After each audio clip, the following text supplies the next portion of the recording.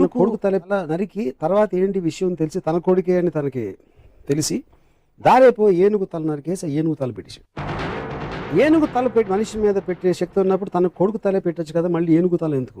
ఎదురుకుండా ఉన్నవాడని తెలుసుకోలేనటువంటి వాడు పరమశివుడే. దెబ్బలాలు పెట్టుకుని పిల్లాడి తలకాయ తీసేస్తాడా ఏమిటన్నా కదా? అది కాదు దాని అర్థం. కొంచెం జాగ్రత్తగా మీరు అర్థం చేసుకోవాలి. గజాసురుడు అని ఒక రాక్షసుడు ఉండేవాడు.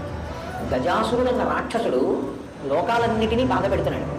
నువ్వు ఎలా చనిపోతావురా అంటే నా ముఖం ఉన్నవాడు చంపితే నేను చచ్చిపోతాను. కాబట్టి ఇప్పుడు ఏనుగు ముఖంతో పిల్లవాడు రావాలి. కాబట్టి పరమశివుడు ఏమనుకున్నాడంటే అమ్మవారి ఒంటి మీద ఉన్న పసుపుతో తయారు చేయబడిన వాడు కాబట్టి సాక్షాత్ శక్తి సంపన్నుడు. ఇటువంటి పిల్లవాడికి ఏనుగు ముఖం ఉంచితే గజాసుర సంహారం జరుగుతుంది. అందుకని ఆయన ఆ తలకాయని తొలగించి ఉత్తరాభిముఖంగా అమంగళకరంగా తలపెట్టుకుని నిద్రపోతున్న ఏనుగు ఎక్కడైనా ఉంటే దాని తల తెంచి తీసుకురామన్నాడు.